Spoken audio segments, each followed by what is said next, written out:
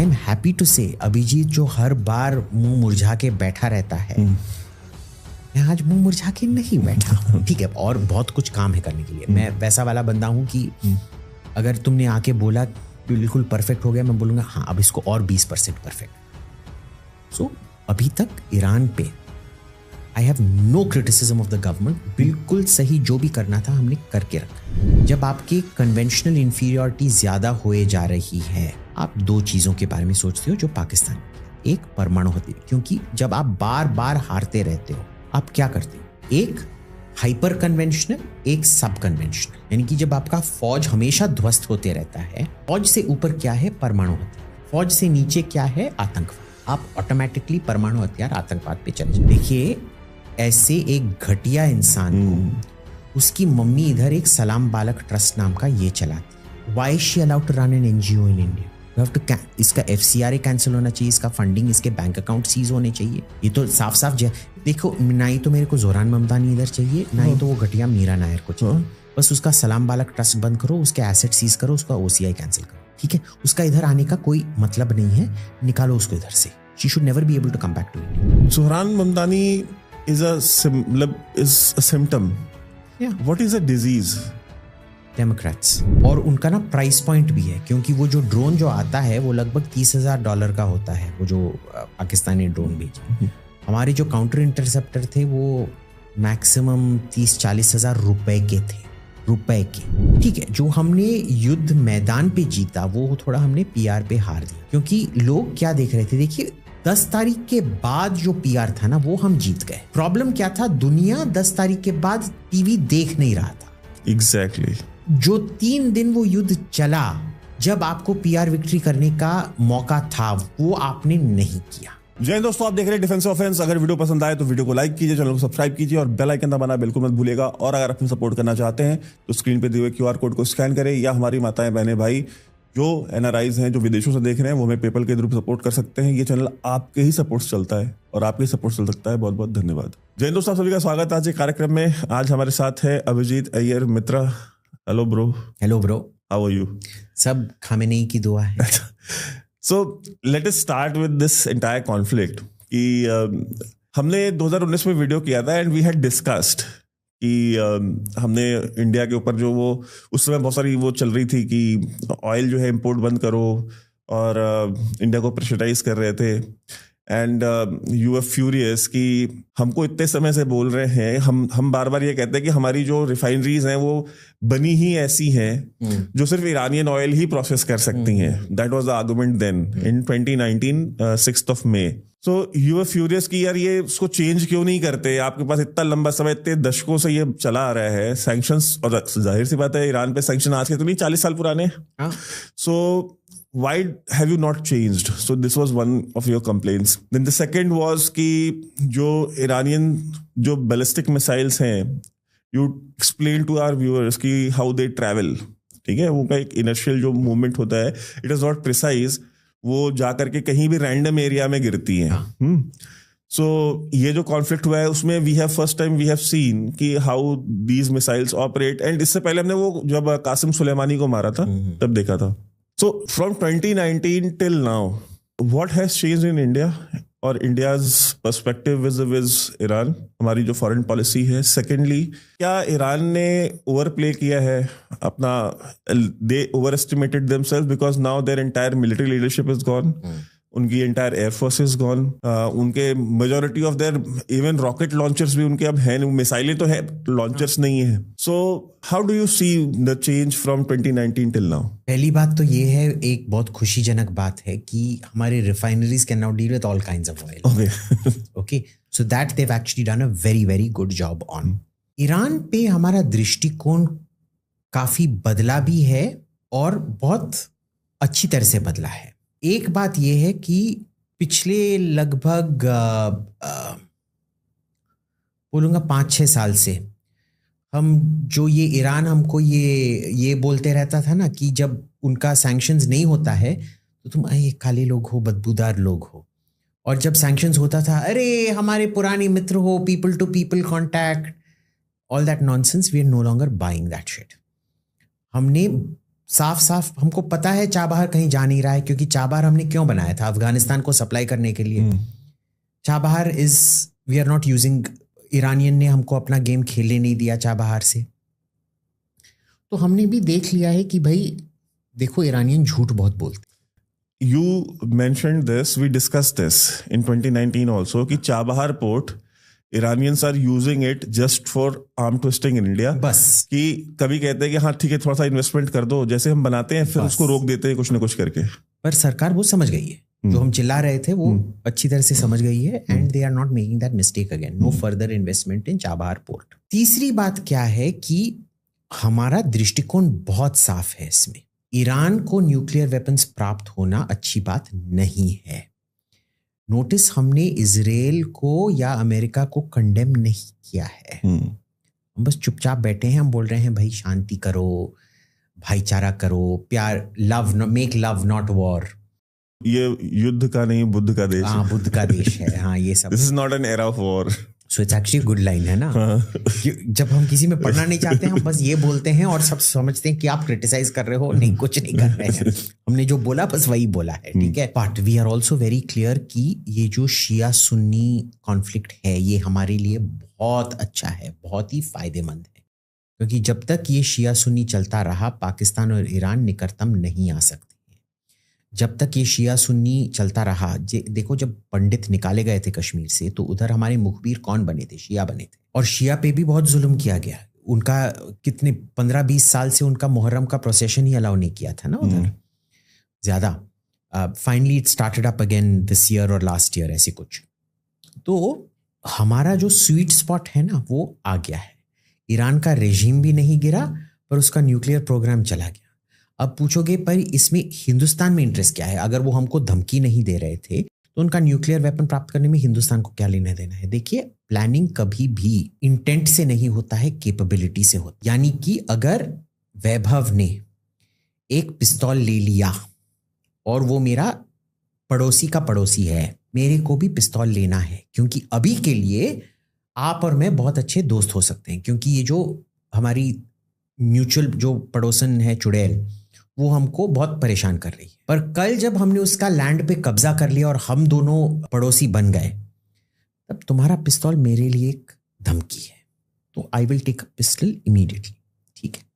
That is why you don't allow anybody in your neighbourhood. कोई भी पड़ोसी को जो हमारे पास है, वो हमारे पड़ोसियों को नहीं मिलना चाहिए, चाहे जितने भी अच्छे दोस्त हो, क्योंकि आज जो दोस्त है वो कल दुश्मन बन सकते हैं। आप देख लीजिए, ईरान इजराइल इसका क्लियरेस्ट एग्जाम्पल है। ईरान और इजराइल इतने पास के थे 1979 तक, जब तक शाह थे। जैसे ही शाह बदला, 1 साल के अंदर अंदर कठोर से कठोर दुश्मन बन गए।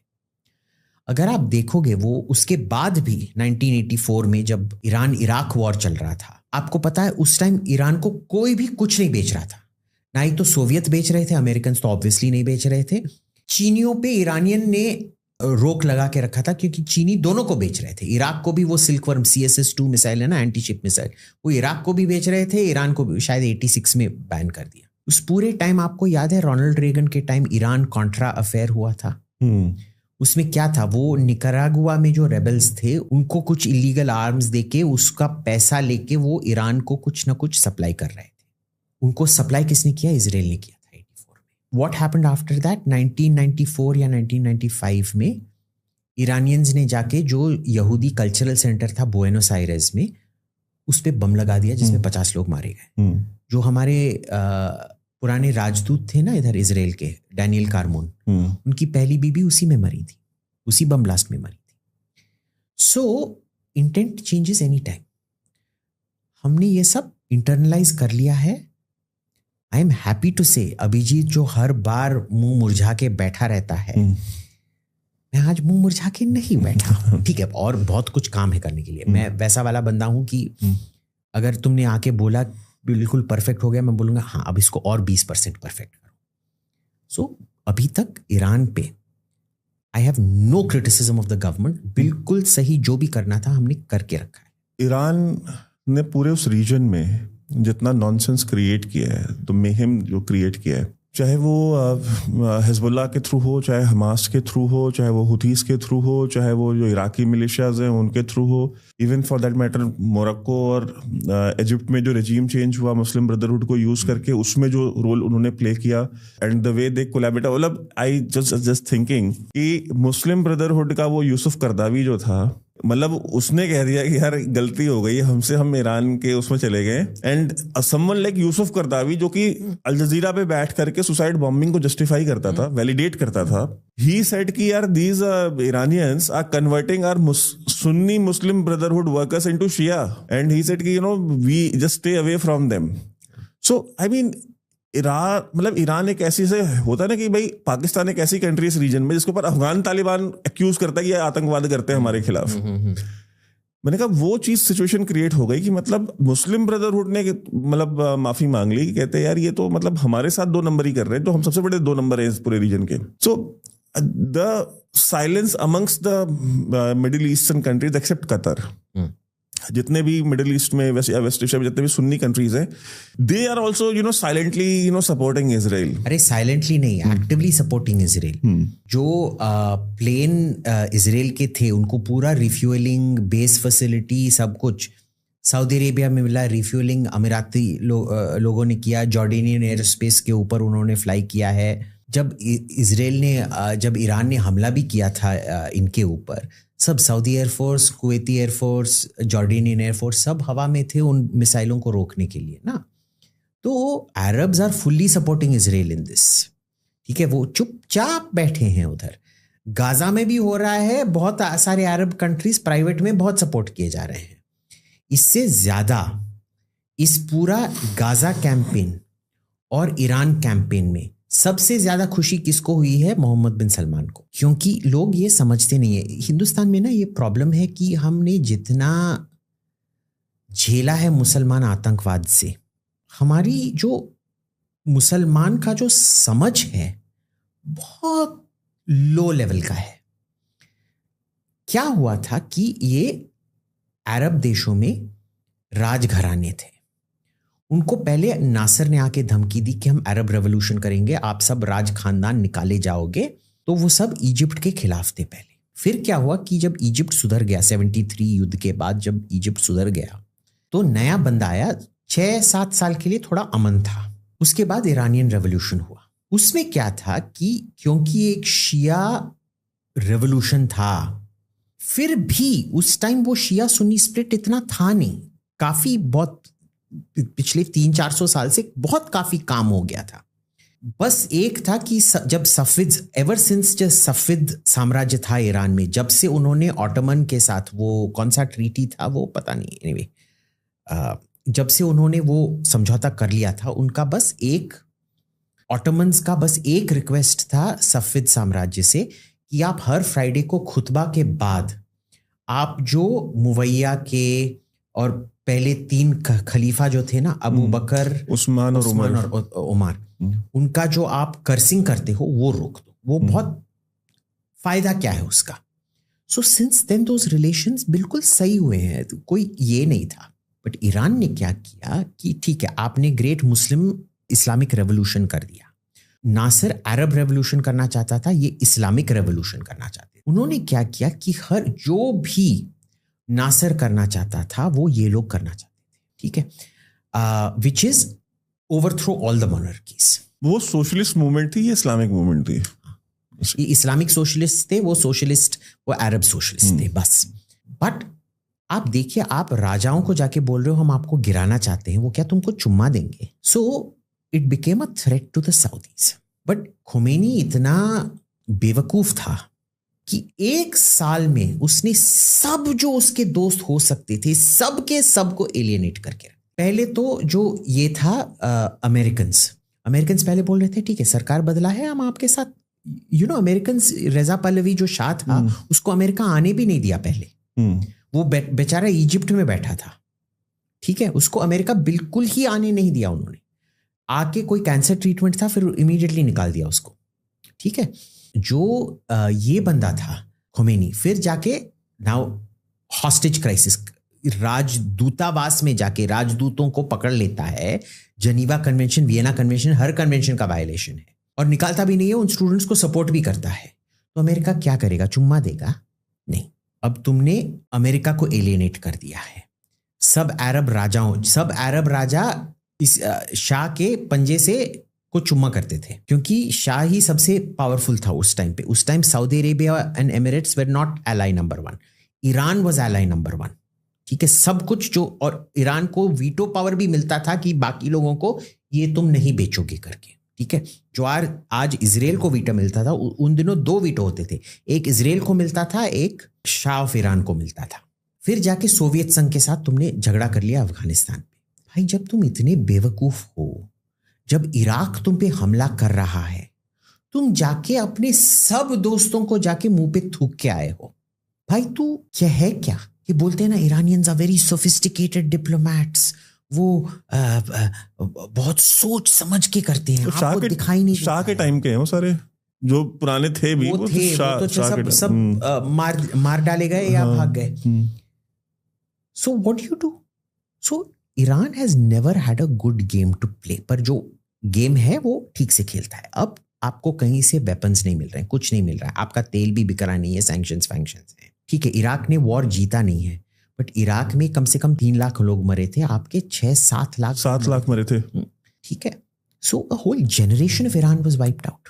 अब जाके आप देख रहे हो कि भाई मेरे ही करतूतों के वजह से अब कोई मेरे को वेपन्स नहीं भेज रहा है। जब आपकी कन्वेंशनल इंफीरियरिटी ज्यादा होए जा रही है, आप 2 चीजों के बारे में सोचते हो जो पाकिस्तान ने किया। एक, परमाणु हथियार, क्योंकि जब आप बार बार हारते रहते हो, आप क्या करते हो? एक हाइपर कन्वेंशनल, एक सब कन्वेंशनल, यानी कि जब आपका फौज हमेशा ध्वस्त होते रहता है, फौज से ऊपर क्या है? परमाणु हथियार, फौज से नीचे क्या है? आतंकवाद। आप ऑटोमेटिकली परमाणु हथियार आतंकवाद पे चले जाए। आतंकवाद में उन्होंने बहुत अच्छा काम किया, ठीक है, बट आतंकवाद उनको क्यों अपनाना पड़ा?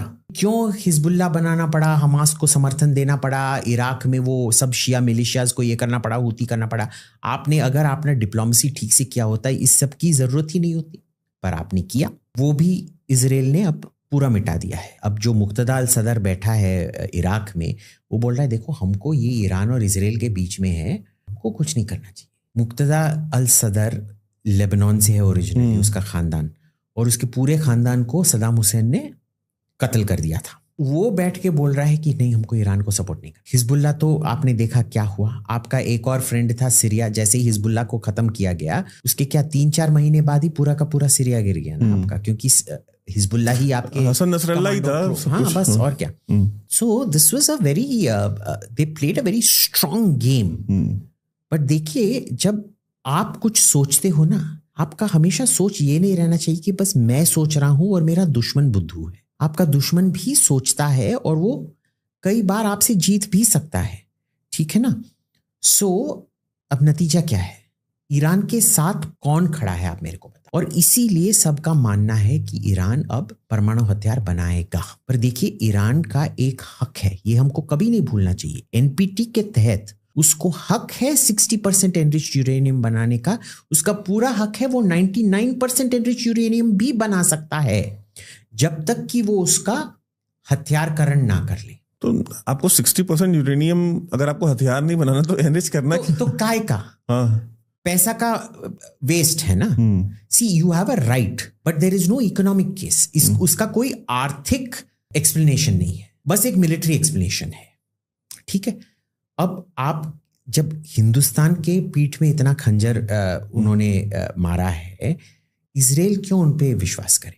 बस अरफा खानूम और रवीश टाइप्स उन पे विश्वास करते हैं, हमारा क्या लेना देना उससे? लेकिन बात वही है ना कि फिर अरफा खानम और रवीश छुट्टियां मनाने भी तो हवाई और यूके और क्यों नहीं ईरान जाते? मैं कह रहा हूँ ना, ये तो कभी नहीं जाते। और मेरा अगला सवाल भी एक्चुअली यही था। शेरवान इज फ्रॉम ईरान ना। एंड मेरा एक सवाल है कि और आपको अगर इतना डर लग रहा है, आप जाके आपका एंसेस्ट्रल होम, अभी वो शॉर्ट्स में वहाँ अलाउ नहीं करते ना अभी औरतों को, ये प्रॉब्लम है। मेरा अगला सवाल भी यही था कि जो इंडिया में जो हमने ये देखा है कि इस पूरे कॉन्फ्लिक्ट के दौरान ये जो एंटी इजरायली सेंटिमेंट है वो इतना हाई है कि आप अरब मुसलमानों को देखें तो दे आर प्रो इजराइल, ठीक है, अरब्स आर प्रो इजराइल।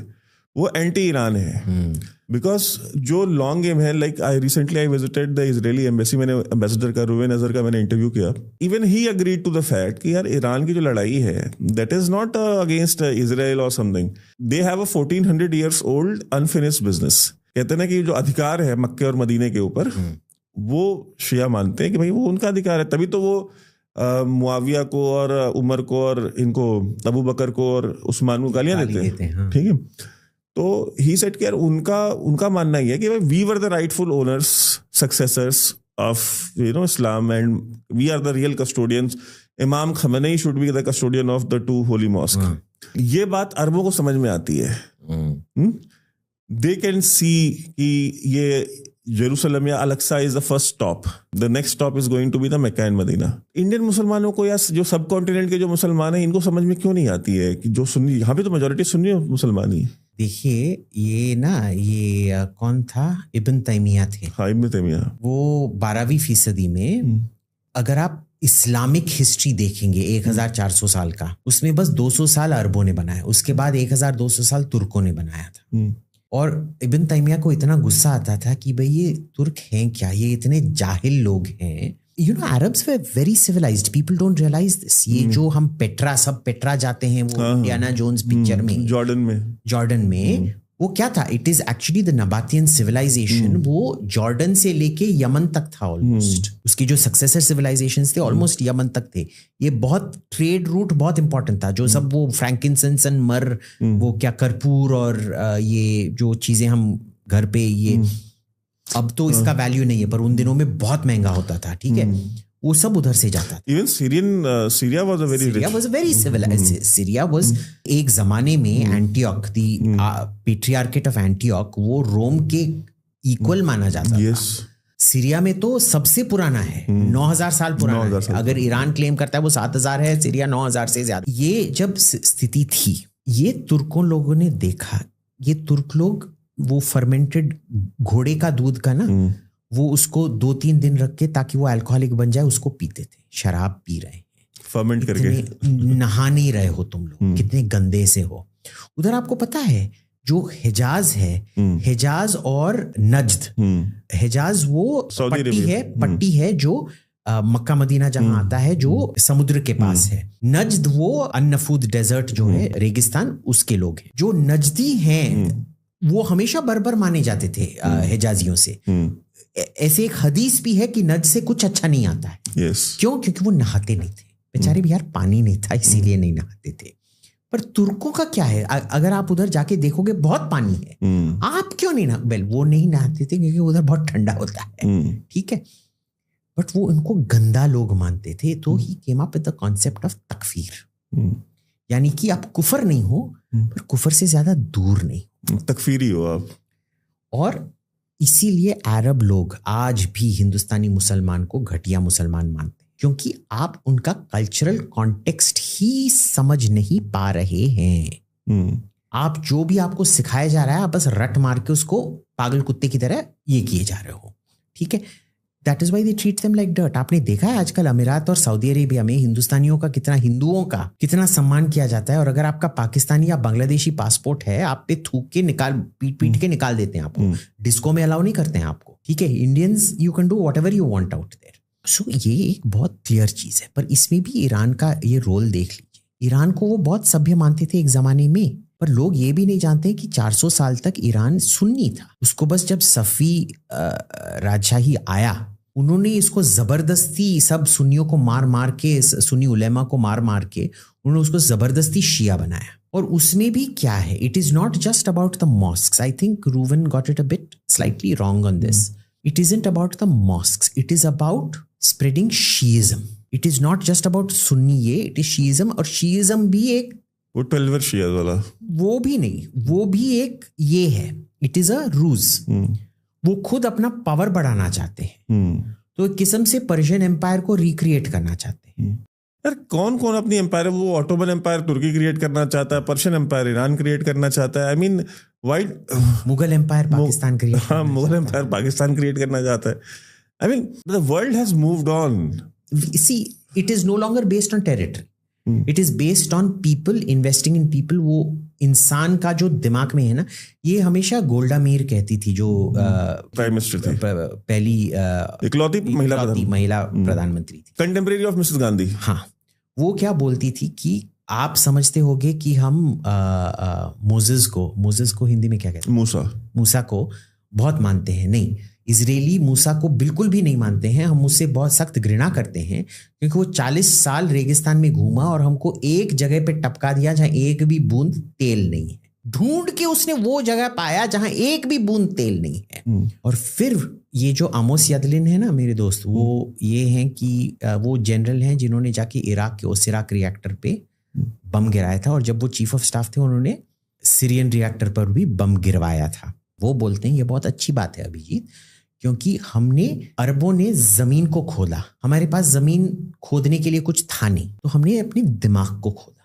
जो अरबों ने तेल के साथ किया, हमने खुद अपने दिमाग के साथ किया। It's a very good plan. They adapt, they very smart, they keep moving on in things like. How do you outwit an enemy like that? See honestly, मतलब अगर हम देखें तो इस पूरे कॉन्फ्लिक्ट के दौरान भी नहीं, मतलब जब से ये इजराइल बना है तब से लेकर के आज तक एक हमेशा होता है कि भाई अमेरिका जो है ना, अगर अमेरिका आपके साथ खड़ा है तो आप तो कुछ भी कर सकते हो, तो फिर अमेरिका तो यूक्रेन के साथ भी खड़ा है, तो यूक्रेन को नहीं जीत रहा, क्यों नहीं जीत रहा है? और दूसरी बात ये है, सब बोलते हैं हाँ अमेरिका बिग डैडी है इजराइल का, आप क्यों उसको ये नहीं कर रहे हो?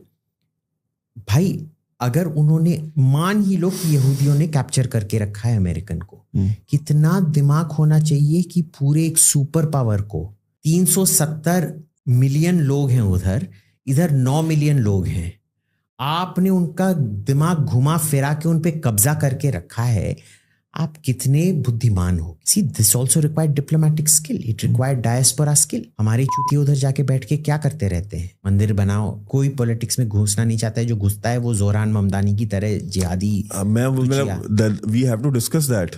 देखिए, ऐसे एक घटिया इंसान को, उसकी मम्मी इधर एक सलाम बालक ट्रस्ट नाम का ये चलाती है। Why she allowed to run an NGO in India?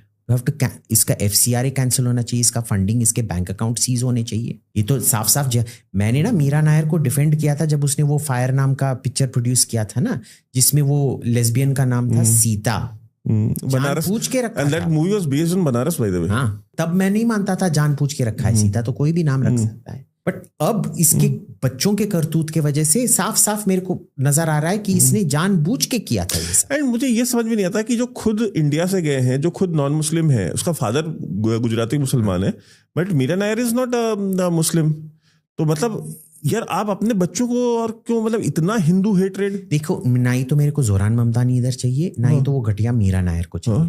बस उसका सलाम बालक ट्रस्ट बंद करो, उसके एसेट सीज करो, उसका OCI कैंसिल करो, ठीक है? उसका इधर आने का कोई मतलब नहीं है, निकालो उसको इधर से। She should never be able to come back to India, number 1।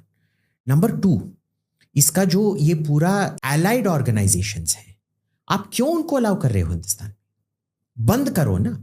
जब आपको पता है सोरोस आपको ये करने की कोशिश कर रहा है, तो आप सोरोस का इन्वेस्टमेंट क्यों नहीं छीन लेते हिंदुस्तान में? बस स्पीच दोगे वेरी डेंजरस ओल्ड मैन, पर छीनोगे नहीं, निकालो उसको। देखो, इजराइल में इवन जो लोग मैं जानता हूं उधर अमेरिका में, जो नेतन्याहू से इतना घृणा करते हैं, इतना दुश्मनी रखते हैं, पर जब इजराइल कुछ मांगता है, yes sir, okay sir, immediately कर देंगे। वो हम अपने we have not been able to make citizens of India. आप ग्लोबल सिटीजन हो ना मीना नायर, आप उधर ही ग्लोबल में रहो, आपको इधर आने की कोई जरूरत नहीं है। पहले वो सलाम बालक ट्रस्ट बंद करो, फिर रॉ मैंगो, ये सस्ते सस्ते घटिया घटिया साड़ी बनाते हैं, उसमें कोई कलाकारी नहीं है, कुछ नहीं है। देखोगे तो अगर एक रॉ मैंगो की साड़ी देखोगे ना, लगेगा कि कोई कोई बहुत बड़ा क्राफ्ट्समैन होगा बनारस में, उसका जो 9 साल का बच्चा पहले बार ये बना रहा है ना, उस टाइप का साड़ी वो बेचेंगे आपको 20,000 रुपए, 40,000 रुपए ऐसे करके। और हमारे लोग ही इतने टेस्टलेस हैं कि अच्छा ब्रांड वैल्यू, यार साड़ी में कोई ब्रांड होता है? साड़ी में it is the artist who is artist and the quality of the product, quality of the product. जाके रॉ मैंगो की साड़ी खरीदते हैं, वो प्राउडली उनके इंस्टाग्राम पेज पे डिस्प्ले कर रहे हैं, Zohran Mamdani with Meera Nair and the father. और हिंदुओं को उसने, मोदी को ही नहीं बोला है, हिंदुओं को गाली दी थी, हिंदुओं को उन्होंने हरामी बोला है। निकालो हरामजादे को इधर से, ना ही तो वो, ना ही तो उसकी हरामी माँ इधर आनी चाहिए कभी। लेकिन हमारा न्यूयॉर्क का रहने वाला हिंदू भी तो वोट करता है ना उसको, कि मतलब सोचो 3% ऑफ न्यूयॉर्क इज हिंदू। और आप कुछ करते क्या नहीं हो, बस आके इधर भाषण देते हो, उधर कुछ करो ना। अगर उधर नहीं कर पा रहे हो तो जाओ भाड़ में। पर यहूदियों का भी यही प्रॉब्लम है। एवरीबडी हु पुश्ड दिस जोरान ममदानी उधर यहूदियां हैं। हाँ, बिकॉज न्यूयॉर्क में जितनी उनकी चलती है उतनी किसी की नहीं चलती है। हाँ, New York is Jewish city. New York has more Jews than Israel. Tel Aviv से ज्यादा है। टेल अवीव से ज्यादा है। सो पर यहूदी भी यही कर रहे हैं। Even though this fellow is a Hamas supporter, ये खुद 12 शिया है, इसने ओपनली कबूल किया है कि वो 12 शिया है, वो यानी कि वो खमेनी में मानता है। उससे कोई भी ये डेमोक्रेटिक रिपोर्टर, गोदी मीडिया बोलते हैं, पर कोई भी डेमोक्रेटिक रिपोर्टर नहीं पूछेगा उससे आपका खमेनी के बारे में क्या राय है, आपका ईरान के बारे में क्या राय है, जो कुछ भी नहीं मुंह खोलेगा उसके बारे में। और वैसे भी वो कभी इंडियन सिटीजन नहीं था, युगांडन पासपोर्ट था उसका। और अब उसका, इसीलिए मैं बोल रहा हूं ना, देखिए जोहरान ममदानी ने 2 लोगों को साबित कर दिया है। एक है ईदी अमीन, जब उन्होंने सब हिंदुस्तानियों को निकाला था ना, बहुत अच्छा किया था, क्योंकि उसको पता था, वो इतने फ्यूचर थिंकिंग विजनरी लीडर थे कि उनको पता था कि ऐसे एक पैदा होगा। दूसरा, इन्होंने संजय गांधी को साबित कर दिया। जो संजय गांधी स्टेरिलाइजेशन कर रहे थे, बहुत अच्छा कर रहे थे, ताकि इस टाइप के लोग कभी भी पैदा ना हो हिंदुस्तान में। पर पैदा हुए हैं, काम कर रहे हैं, अब क्या करेंगे? बंद कराओ ना उसको। एंड उसके प्रोमिसेस भी देखो आप, कैसे कैसी चीजें प्रॉमिस कर रहा है। मैं 1% पे टैक्स बढ़ाऊंगा। मेयर को हक नहीं है टैक्स बढ़ाने का। वो हक पता है किसका होता है? न्यूयॉर्क असेंबली मैन को होता है, जो वो अभी है। जब वो असेंबली मैन था उसने नहीं किया था, पर अब करेगा। इतना झूठ के ऊपर झूठ के ऊपर झूठ बोले जा रहा है। I will arrest Netanyahu, I will arrest Narendra Modi. That is not a power mayor has. वो पुलिस पावर होता है और प्रोसिक्यूटर जनरल ही ऑर्डर करेगा। अगर एक क्राइम हुआ है तब पुलिस अरेस्ट कर सकता है, नहीं तो फिर ऐसे क्राइम्स के लिए प्रोसिक्यूटर जनरल से ये आना चाहिए, ऑर्डर आना चाहिए। Zohran Mamdani is a symptom. What is a disease? Democrats, देखिए डेमोक्रेट्स सब मानते हैं, ये एक ग्रेट स्विच नाम का थियरी है कि जब ये कौन था, ये प्रेसिडेंट लिंडन जॉनसन ने सेग्रीगेशन ऑफिशियली खत्म किया, यानी कि काले लोगों को आप दूर नहीं रख सकते हो, वो बस यहाँ गोरे लोग अलाउड हैं, काले लोग अलाउड नहीं हैं, ये आप रख सकते हो। ये बोलते हैं कि सब जो रेसिस्ट थे उन्होंने डेमोक्रेटिक पार्टी छोड़ के रिपब्लिकन पार्टी ज्वाइन कर लिया। सब बकवास। डेमोक्रेटिक पार्टी ही स्लेवरी की पार्टी थी। आपको पता है इब्राहिम लिंकन पहला रिपब्लिकन राष्ट्रपति था America. And Republicans were the people who were opposing the Democrats' slavery. The Republicans did not want segregation. Yes. They did not want slavery. Yes. Democrat slavery की party थी। Democrat segregation की party थी। Democrat सबसे ज्यादा anti communist Democrat ही थे। अब वो Islamist communist बन गए। जो भी घटिया चीज अमेरिका के साथ हुआ है, सब का सब डेमोक्रेटिक पार्टी में ही वो डीएनए है। वो हमेशा से रेसिस्ट हैं। अभी एक इस्लामिक रेसिस्ट को अपना कैंडिडेट बना दिया मेयर के लिए। But it is the same.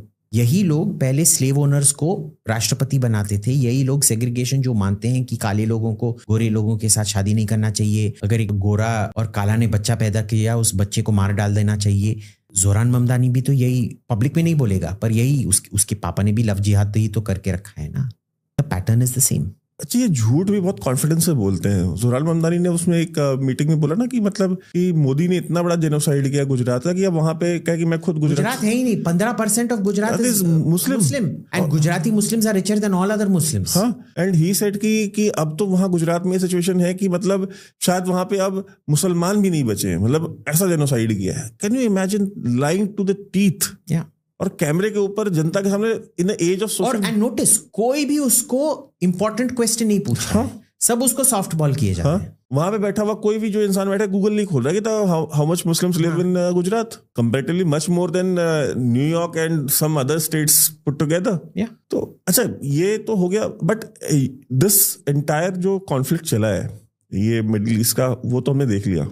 Now coming to the conflict that we had with Pakistan, the only platform that was evidently visible for the Indian population was the Israeli drones, the kamikaze drones that we had. वो हमको गिरते हुए दिखाई दिए उनके AD systems पे, लाहौर में, यहाँ वहाँ क्लियर हमको दिख रहा था वो गिर रहे थे। एंड सेकंड हमारा जो अपना खुद का एडी सिस्टम था वो इट वाज प्रीटी एविडेंट कि यार इट वाज, क्योंकि हमारे यहाँ पे कुछ भी उतना कुछ गिरा नहीं और कोई डैमेज स्ट्रेटेजिक तो कुछ भी नहीं हुआ, कुछ भी नहीं, और खेत वेत में कहीं कुछ मिसाइल विसाइल गिरी तो दैट इज अंडरस्टैंडेबल। ये दो के ऊपर व्हाट इज योर अंडरस्टैंडिंग कि ये जो हमारा एडी कैपेबिलिटी है इंडिजिनस है, आपको पता है ना? दो कंपनियां हैं हैदराबाद में, जेन टेक्नोलॉजी और ग्रीनर रोबोटिक्स, वो ये कर रहे थे। और उनका ना प्राइस पॉइंट भी है, क्योंकि वो जो ड्रोन जो आता है वो लगभग $30,000 का होता है, वो जो पाकिस्तानी ड्रोन भेजे। हमारे जो काउंटर इंटरसेप्टर थे वो मैक्सिमम 30-40 हज़ार रुपए के। इजराइल जब एक मिसाइल फेंकता है ना, मिसाइल पे वो इंटरसेप्शन मिसाइल उस रॉकेट से ज्यादा महंगा होता है, कई गुना महंगा। एरो 2 और एरो 3 का 1 मिलियन और 2.5 मिलियन। अरे नहीं, arrow 2 arrow 3 cost something like $6 million a pop. देखिए जब वो एरो 2 आई गेस 1 मिलियन है, maybe now the price has come down, but Arrow 3 costs about $6 million a pop. Okay. It's smaller, lighter, better, ये very expensive। और जो maximum जो incoming missile है उसका $2-3 मिलियन होगा। तो आप $2-3 मिलियन को इंटरसेप्ट करने के लिए आपको $6 मिलियन बर्बाद करना। इजराइल का 1 डे कॉस्ट 1 बिलियन के आसपास आ रहा था, आसानी से। वो भी शायद कम है, हाँ, for the amount of tonnage they were dropping it will be significantly more, क्योंकि fuel cost, attrition cost, wear and tear, repair, वो सब ऐड करोगे ना काफी ज्यादा आता है।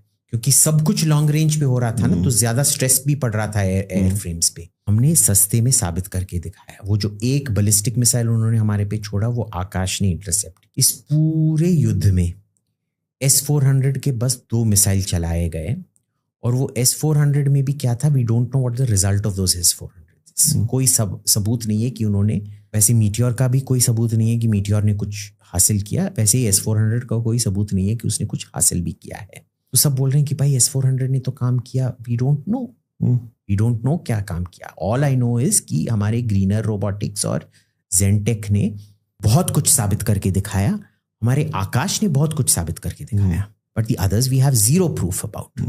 क्या हमको पता है कि वो स्कैल्प और ब्राह्मोस ने बहुत अच्छा किया, वो तो विजिबली उन्होंने हमारे सामने बहुत अच्छा किया। और आप बोल भी सकते हो कि कौन सा स्कैल्प अटैक है और कौन सा ब्राह्मोस अटैक है।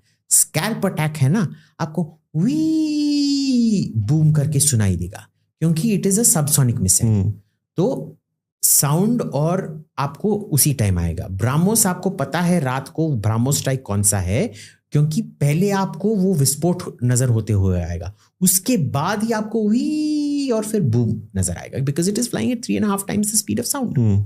सो our missiles performed fantastically। मैं हमेशा आपसे बोले जा रहा हूँ, हमारे प्लेटफॉर्म्स पे मेरे विश्वास नहीं है, पर जब से वो रीऑर्गेनाइजेशन हुआ मिसाइल डिपार्टमेंट का, जो हम काफी बार बात कर चुके हैं, और मिसाइल्स आर फैंटास्टिक। मिसाइल्स पे मेरा कोई दो राय नहीं है कि I think all are missiles are good. और हमने प्राइवेट इंडस्ट्री को भी बहुत अच्छी तरह से इनकॉर्पोरेट किया था इसमें, जो मेरे को पता नहीं था, क्योंकि मैं ना अभिलाषा से पूछ के बोलता था, जेनटेक में है वो, कि बहन मैं तुम्हारा बहुत एडवोकेसी कर रहा हूँ, हाँ प्लीज़ ये वो, are they engaging with you? नहीं सर, कुछ एंगेज नहीं कर रहे हैं। फिर मैंने पूछ के बोला, भाई ये सब तेरा टेक्नोलॉजी था? हाँ सर, हमने कॉन्फिडेंशियलिटी साइन करके रखा था, हम कुछ बोल नहीं सकते। लाइक, तो मैं अपने आप को काय का जाके बुद्धू बना रहा हूँ तुम्हारे। But anyway, private industry was, see this is what happens when you do a proper private public partnership. बहुत अच्छी चीजें होती हैं। ये नहीं बाबुओं जो हर प्राइवेट इंडस्ट्री को चोर मानते हैं, जो एक्चुअली सबसे बड़े चोर तो बाबू ही होते हैं। बाबू ही है, उनसे बड़ा चोर कौन है? बट जब पीपीपी, बाबू चोर भी नहीं, बाबू चोट्टे होते हैं हमारे लोकल लैंग्वेज, चोर चुंटे दोनों। So it's a good thing, very impressive. और ठीक है, जो हमने युद्ध मैदान पे जीता वो थोड़ा हमने पीआर पे हार दिया, क्योंकि लोग क्या देख रहे थे, देखिए 10 तारीख के बाद जो पीआर था ना वो हम जीत गए। प्रॉब्लम क्या था, दुनिया 10 तारीख के बाद टीवी देख नहीं रहा था। एग्जैक्टली जो 3 दिन वो युद्ध चला, जब आपको पीआर विक्ट्री करने का मौका था, वो आपने नहीं किया। आपने चौथे दिन पे किया। जब करते कैसे आप, टेल मी हाउ, कैसे करते? मतलब उनके पास कौन सा इंस्टीट्यूशन है, कौन सा मैकेनिज्म है? Have they built any organization like ISPR is there या Iranian propaganda ministry is there? India में गवर्नमेंट के पास ऐसा कोई भी इंस्टीट्यूशन नहीं है। खुद का आईटी सेल बनाया हुआ है पार्टी का, देश का आईटी सेल नहीं चाहिए उनको, as simple as that. Well, look, to be fair, 10 तारीख के बाद जो उन्होंने किया, वो पैनल्स जो आए वो बहुत अच्छे थे, धड़ाधड़ सब चीज का सवाल किया। पर वो 3 दिन के लिए देखिए, फर्स्ट डे बहुत अच्छा था, पर उसके बाद देखिए, ये नहीं कि आप लिखे स्टेटमेंट पढ़ो ना, इंटरैक्टिव होना चाहिए, वो नहीं था। वो चेंज हुआ, ठीक है, थोड़ी, पर ठीक है, हमने चेंज तो कर लिया। Let us be happy for the fact कि अगले बार का टेम्पलेट हमारे पास है। उरी के बाद का टेम्पलेट था आपके पास? नहीं। पुलवामा के बाद का, जो के बाद हमने क्या किया? नहीं, मैं एक बात कह रहा हूं, मैं कह रहा हूं कुछ नहीं किया तब तो आपको ज्यादा चाहिए था। तब उसके लिए तो फिर आपको पीआर तो अपना चाहिए ही था ना। ठीक है, कुछ किया होता, दुनिया के सामने एविडेंट होता, तो भले ही आप नहीं करते। Let me disagree with you here. Uri पे हमने शायद ज्यादा कुछ नहीं किया, इसीलिए हमको थोड़ा ज्यादा हमने पीआर कर दिया उसका। उसको कॉम्पेंसेट करने के लिए हमने बालाकोट पे शायद थोड़ा कम पीआर कर दिया, पीआर ही एक्चुअली ठीक से नहीं किया। तो इस बार हमने सोचा ऐसे पीआर करेंगे, वो भी थोड़ा गलत हुआ, पर 4th ट्राई में जाके आफ्टर द 10th आपने टेम्पलेट नेल कर दिया। नाउ टेल मी, अभी पाकिस्तानी 2 दिन तक प्रोपेगेंडा चलाते रहे ट्विटर के ऊपर कि इंडियन एयर स्पेस यूज हुई है। पूरे दुनिया में मुस्लिम कम्युनिटी को उन्होंने कन्विंस कर दिया कि ये हमला हुआ है ईरान के न्यूक्लियर रिएक्टर्स पे, ये इंडियन एयर स्पेस यूज करके हुआ है। 3 दिन बाद पीआईबी फैक्ट चेक ट्वीट करती है कि it is a fake news. अब नाउ यू टेल मी कि एक जॉब जो कि 24/7 जॉब है, आपको सोशल मीडिया पे आपको पता है कि ये एक तरीके से आप ब्रेन वॉशिंग करते हैं और लगातार वो चल रही है, ISPR भी कर रहा है, और ये सारे हैंडल जो है कराची बेस्ड है, वो दुनिया भर के मुसलमानों को, even including Muslims living in your own country, वो भी उनको ही फॉलो करते हैं, बिकॉज आपके पास तो कुछ है नहीं, तो वो उनको फॉलो करते हैं। आपके पास तो आपके मौलवी और उलेमा भी ऐसे हैं 3rd क्लास कि जिनको आप बिठा करके आप अपने यहाँ बिरयानी खिलाते हो। ये इंडिया का मुसलमान उनको भी नहीं सुनता, उनको भी सुनना होता है, डॉक्टर इसरार अहमद को सुनता है, तारिक जमील को सुनता है, इंजीनियर मोहम्मद अली मिर्जा को सुनता है, पाकिस्तानी उलेमा को सुनता है। इसलिए मैं मानता हूँ कि ज्यादा हमको अरब टूरिज्म करना चाहिए, क्योंकि अरब लोग ही आके इधर इन मुल्ला मौलवियों के मुंह पे थूकेंगे कि तू क्या अरब है। ठीक है, we need more UAE Saudi tourism in India. But इसमें क्या था कि I don't blame us for not, देखिए गलतियां सब करते हैं, क्या आप गलतियां से सीखते हो? हम कब सीखेंगे? देखिए इस बार हमने सीख लिया है। पहली बार हमने थोड़ा ज्यादा कर दिया, फिर हमने बहुत कम कर दिया, उसके बाद हमने कैलिब्रेट करने की कोशिश की, पर 3 दिन के अंदर हम सीख गए। प्रॉब्लम क्या था इसका मैं बताता हूं। इसका क्या हुआ था, ये जो यूजिंग इंडियन एयर स्पेस जब हमने पहले देखा था ना, किसी ने भी सीरियसली नहीं लिया, क्योंकि हम देख रहे हैं कि भाई हमको तो ज्योग्राफी तो थोड़ा सा पता है, आप इंडिया से कैसे ईरान जा रहे हैं विदाउट क्रॉसिंग ओवर पाकिस्तान। हमने सोचा ये तो सभी को पता होगा, सो नोबडी काउंटर्ड इट। तब हमको पता लगा कि ये ऑल्ट न्यूज पढ़ने वाले न्यूज लॉन्ड्री वाले चमन चूतिए हैं, जिनको ये भी नहीं पता है कि ईरान और हिंदुस्तान के बीच में पाकिस्तान नाम का एक देश है। तो अगर उन्होंने इंडियन एयर स्पेस यूज किया, उन्होंने पाकिस्तान एयर स्पेस भी यूज किया होता। But you can't derive a policy can't be based on idiots. But in today's date and era it has to be. इसमें ना ये बहुत आसान सी बात है, हर इलेक्ट्रिसिटी पोल में नहीं लिखा होता है danger please do not touch, बस वो सिंबल लगाया होता है, वो स्कल बनाया होता है, और वो बस।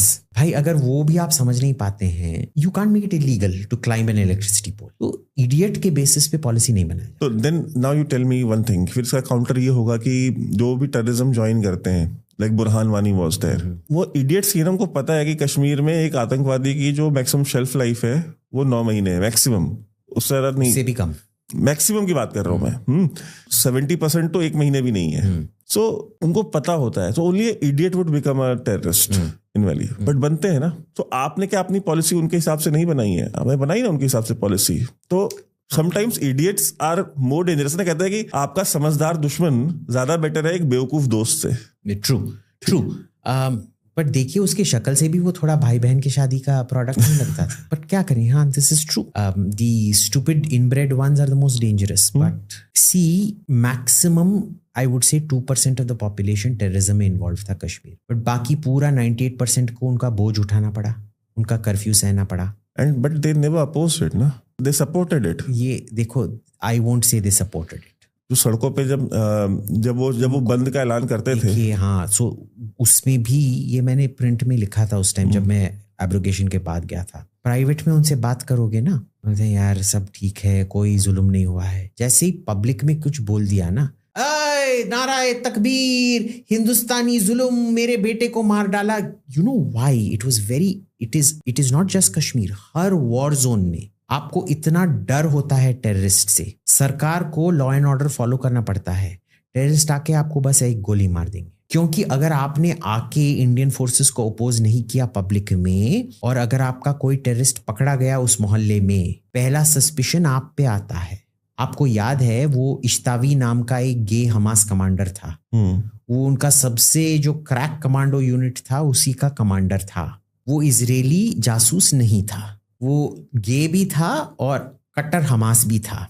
उसको यहया शिनवार ने टॉर्चर करके मारा। क्यों? क्योंकि उसको पता लगाना था कि हमास के अंदर कई सारे जासूस थे इजराइल के, वो सब अपना जासूसगिरी छिपाना चाहते थे, तो उन्होंने इसको एक स्केपगोट बनाया। तो यहया शिनवार ने हथौड़े से उसके हाथ मार मार के उसका माथा फोड़ फोड़ के उसको मारा, क्योंकि यहया शिनवार असली में पागल था। ये स्वरा भास्कर और अरफा खानुम शेरवानी ये कर रहे हैं ना, फिर पता नहीं किस मुंह से प्राइड परेड जाते हैं।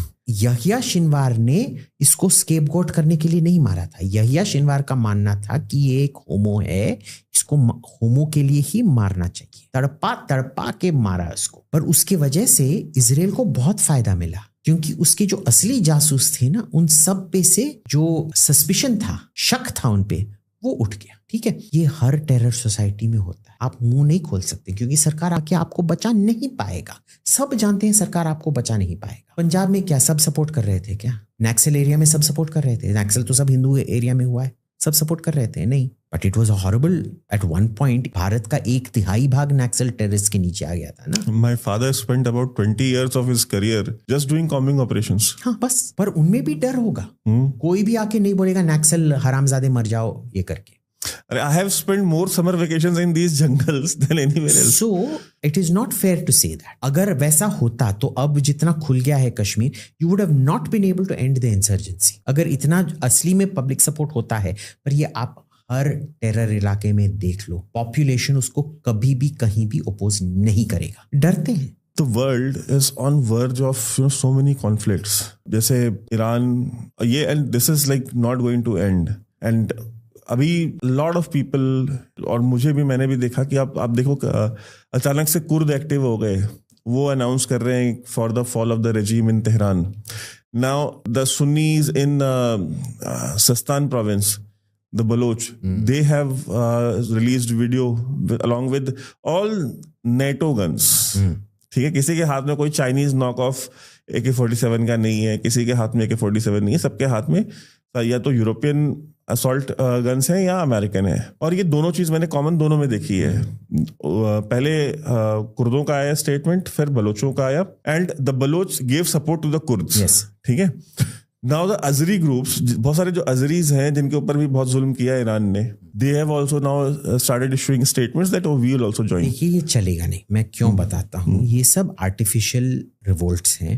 एक्चुअल में आप जाओगे ना, उधर भी मैं उधर ईरानी अजरबैजान में गया हूँ, ईरानियन कुर्दिश एरियाज में गया हूँ, खुजिस्तान नहीं गया हूँ, पर सीस्तान बालूचिस्तान होके आया हूँ, जहाँ बाहर होके आया। इसमें क्या है कि कोई भी, यार Ayatollah Khamenei himself is an Azeri, ठीक है, कोई भी ईरानियन अजरबैजान में ये नहीं मानता है कि उन पे जुल्म हो रहा है। एक दो लोग आप तो कहीं भी 63% of the Azeris are Shias, but rest are the Sunnis ना। हाँ, but they still don't feel oppressed or anything. They feel oppressed as Sunnis, but it is not an Azeri identity. नहीं, as a Sunni also only. There is a, जो सब असली का जो revolt उधर है, खुजिस्तान में और सीस्तान व बलोचिस्तान में, वो सुन्नी है। कुर्दों में क्या है, it is a very curious thing. आप देखोगे कि कुर्दों में क्या है कि वो अपने आप को पर्शियन ही मानते हैं। उनका सुन्नी होने का थोड़ा गुस्सा है, सुन्नी पे जुल्म होने का थोड़ा गुस्सा है। बट लिसन, आज भी अगर आप ईरानियन अजरबैजान जाओगे या ईरानियन कुर्दिस्तान जाओगे, टोटली सेफ। आप सेफ कहाँ नहीं हो, सीस्तान बलूचिस्तान में अगर आपने शहर छोड़ के थोड़ा बॉर्डर के पास गए, खुजिस्तान में भी अगर खुजिस्तान apparently is a much more serious revolt, क्योंकि हमको जाने नहीं दिया गया था। ठीक है, पर उधर भी प्रोविंसेस हैं जैसे Ahvaz and things like that, जहाँ बहुत कट्टर शिया है। I don't buy this revolution. If Mossad and CIA they start, because Trump ने ये बात बोली थी कि to change the regime you don't have to put boots on the ground. You don't. ठीक है. And Trump वो जब ये bombs नहीं गिराए थे वो बार-बार इस बात को रिपीट कर रहा था.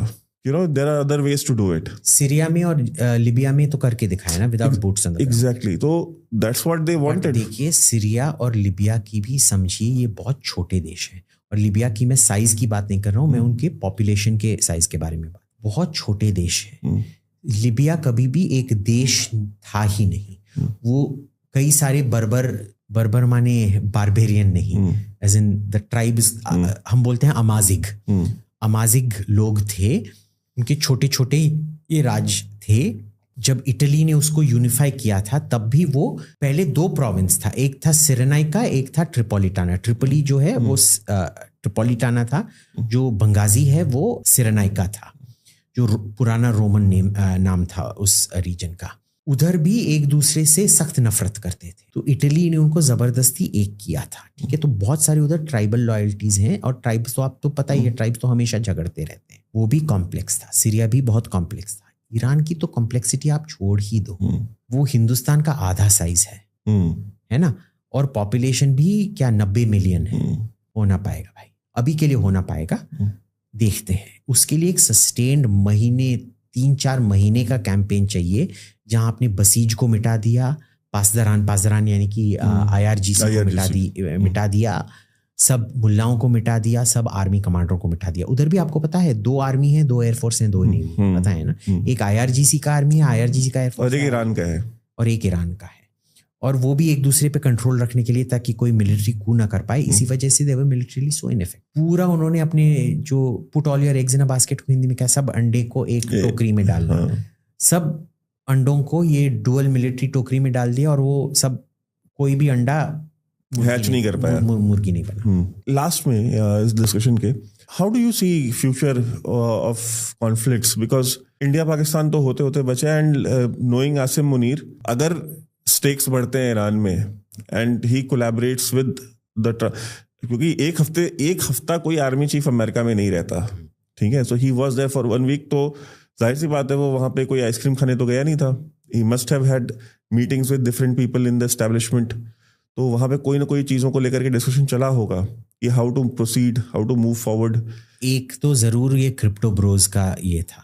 ये देखिए, हिंदुस्तान में मिडिल क्लास अंकल आंटी ही क्रिप्टो में डालते हैं, बड़े लोग कोई भी क्रिप्टो में पैसा डालने के लिए तैयार नहीं. पाकिस्तान में क्योंकि उनका सब रेवेन्यू जो हो वो एग्रीकल्चरल रेवेन्यू है, रुपए में आता है, उनको कुछ स्टेबल चाहिए जो पाकिस्तानी नहीं है, तो सब कोई क्रिप्टो में डाल रहा है. तो पाकिस्तान का एक क्रिप्टो ये है. और क्योंकि क्रिप्टो अभी काफी चल रहा है अमेरिका में ट्रंप के वजह से, उसके लिए उनका डायरेक्ट एक्सेस बन गया था ट्रंप के साथ. This is number 1. नंबर 2, जब भी पाकिस्तान में आपका नोज कट होता है ना, आप सीधे अमेरिका चले जाते हो. याद है ना, नवाज शरीफ भी उधर भाग के चले गए थे कारगिल के बाद. ये होते रहता है.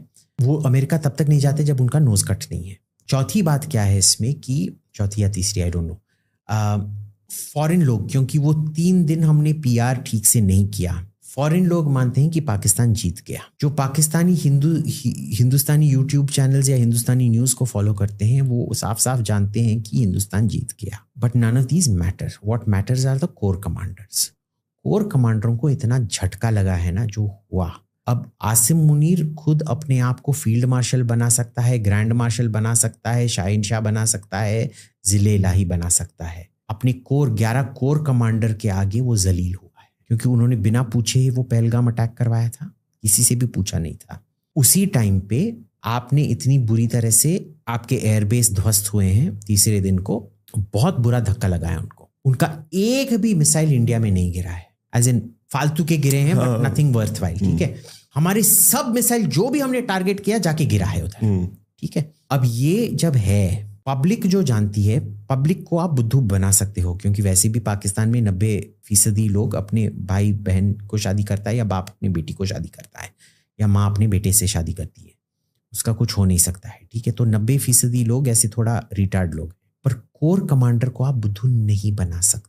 उनको पता है क्या हुआ है. अभी भी आसिम मुनीर बहुत ही डेंजरस सिचुएशन में है. मेरे मुताबिक वो और भी डेंजर अपने लिए ज़्यादा कर रहा है, क्योंकि अपना पोजीशन सेव करने के लिए उसको एक और टेरर अटैक चाहिए इंडिया में। पर अगर वो टेरर अटैक करेगा और कमांडर फिर उससे मुड़ के पूछेंगे फिर से तूने हमको बिना बताए क्यों किया, और अगर उसने उनको बता दिया वो पूछेंगे उससे कि भाई पहली बार ये तेरे को जो हुआ है वो दूसरी बार क्यों करवाना चाहता है। He is stuck in a very difficult position. मैं मानता हूं वो टेरर अटैक करवाएगा, क्योंकि हम 100 टेरर अटैक को रोकेंगे, पर एक तो हमेशा, I mean there is no way you can stop it, ठीक है, वो होते ही रहेगा। बट आप समझो वो जानता नहीं है अब वो उसका फ्यूचर कहाँ है। वो अभी भी, मैं मानता हूं, उसका जो भूरा यूनिफॉर्म है वो भूरा रंग का नहीं है, वो सफेद रंग का है। उसने टट्टी कर करके उसको भूरा करके रखा है। He is in a very very dangerous position, but the problem for us is it makes him more dangerous for us. और इसमें भी प्रॉब्लम क्या है आप देख लो कि ये बंदा अपने आप को सेव करने के लिए कुछ भी कर सकता है। उन लोगों पे ना, लाइक इधर भी लोग बोलते हैं क्या यार पॉलिटिशियंस पे कोई लगाम नहीं है। लोगों को पता नहीं है पाकिस्तान कैसे है। वो जब अपना टेरिटरी में चले जाते हैं ना, किसी का भी बलात्कार करो, जिंदा जला डालो, दुश्मनों को मार डालो, कुछ फर्क नहीं पड़ता। अरे मेरी फ्रांचेस्का से आपने बात की है, फ्रांचेस्का को ब्रिटिश एयरवेज के प्लेन को 2 घंटे के लिए डिले किया गया और फिर पूरा इमिग्रेशन सब कुछ पार करके उनको ले जाया गया सीधे प्लेन के अंदर, फर्स्ट क्लास में जबरदस्ती अपग्रेड कर दिया गया। Why? Because the Pakistanis in you can do that in Pakistan. कोई इमिग्रेशन ऑफिसर आपको नहीं रोकेगा। हिंदुस्तान में कभी ऐसे करते हुए देखा है आपने? नहीं। Even the prime minister will not get that this thing. ठीक है, अगर आपने गलती से प्रधानमंत्री का गाड़ी गलत पार्किंग हो गया उसके लिए कुछ नहीं बोलेंगे। Immigration you can not go without having your passport stamp. Nobody will be allowed to go unless pre agreed कोई रॉ एजेंट है उसको भेजा जा रहा है, वो प्री अग्रीमेंट से जाएगा, पर वो भी कस्टम्स के साथ बात करके, इमिग्रेशन के साथ बात करके उसको भेजा जाएगा। Otherwise not at all, not at all. हमको कोई अंदाजा नहीं है उधर ये लोग, कोई भी उनकी परहेज ही नहीं है। ठीक है, दे विल डू समथिंग। पर इसीलिए मोदी ने बहुत कुछ स्मार्ट करके रखा है। उसने क्या बोला, पहले हम न्यूक्लियर ब्लैकमेल के लिए चलेगा नहीं आपका न्यूक्लियर ब्लैकमेल, हमको जो करना है हम करते रहेंगे। क्यों? क्योंकि हमको विश्वास है कि पाकिस्तानी अपने पैसे से ज्यादा प्यार करता है जितना वो शहादत से प्यार करता है। शहादत इज नंबर 2, पैसा इज नंबर 1। दूसरी बात, हमने ये भी बोल दिया अगली बार सबूत फबूत कुछ मत मांगो। हमारा डॉक्ट्रिन है अगर इधर टेरर अटैक हुआ हम तुमको मारेंगे। तीसरी बात क्या है, इस बार सब लोग मानते हैं कि जयशंकर एक गद्दार है कि उसने पाकिस्तान को बोल दिया। नहीं, बहुत स्मार्ट था, वो एक ट्रैप था। वो क्या ट्रैप था? हमने बोला कि हमने तुम्हारे टेरर अड्डों को मारा है, तुम पे एक चॉइस है, हमने तुम्हारे मिलिट्री को नहीं मारा है, टेरर को मारा है। तुम साफ साफ बोल सकते हो ये टेररिस्ट है, हम नहीं है, या टेरर ना भी बोलो, फ्रीडम फाइटर बोलो, पर तुमको इसमें घुसने की कोई जरूरत नहीं। वो घुसे। और तीसरी बार मोदी जो सबसे इंपॉर्टेंट चीज है उसने बोला, nobody understood the trap that was that warning to the Pakistanis। वो बहुत एसेंशियल था कि इस बार हम टेरर कैंप को ही नहीं मारेंगे, हम सीधे आपके मिलिट्री को भी मारना शुरू करें। बहुत अच्छी बात है। We have done, you know, I am not सिंदूर में, I am not supporting सिंदूर क्योंकि मेरी कोई मजबूरी है। I am genuinely happy with the outcome of सिंदूर। ठीक है, and honestly मैं ये एक्सपेक्ट नहीं कर रहा था कि हम इतने प्रिसीजन से मारेंगे। और एयर डिफेंस तो मैं जानता ही नहीं था हमारा एयर डिफेंस। यार वो सब ड्रोन वाले तो मेरे दोस्त हैं, वो भी मेरे को नहीं बोल रहे थे, उन्होंने भी मेरे को चुतिया बना के रखा था। Sorry, you have to bleep that. ठीक है, fine, but we did it, it is outstanding. I don't think इतना क्लीन हमारे को एक कैंपेन कभी भी चलाया है, इतना अनडिनाइबल विक्ट्री। ठीक है, पीआर पे हमने थोड़ा गड़बड़ कर दिया। वो यार देखिए, मैं कभी भी, जो भी मेरे इंटर्न होते हैं, कोई भी होता है ना जो मेरे नीचे काम करता है, मैं गलतियों पे उनको चिल्लाता नहीं। पर दूसरी बार अगर वो वही गलती करें, नया गलती करो नो प्रॉब्लम, वही गलती मत करो, तब मैं चिल्लाऊंगा। दूसरी बार कोई नया गलती करो, क्योंकि गलती अच्छा चीज होता है, गलती से आप सीखते हैं। और सब सबूत जो मैं दिखा रहा हूं आपको, उरी के बाद क्या हुआ, बालाकोट के बाद क्या हुआ, अब इसके बाद 3 दिन के अंदर क्या हुआ, सब इंडिकेशन है कि अपने हम गलती से सीखे जा रहे हैं। और इस बार तो हम 3 दिन के अंदर सीख रहे थे। जो इंटरनेट में वो इंडियन एयर स्पेस का बात हुआ, वो आई मीन यार, you can only do your PR for intelligent people ना। भाई बहन शादी वाले लोगों के लिए हम क्या करें। Thank you so much Abhijit for coming and doing this video. Let's hope कि वो राउंड टेबल शुरू करते हैं, राउंड टेबल में करेंगे। हाँ बिल्कुल, ठीक है, वो मजा आएगा। Thank you so much. Thank you.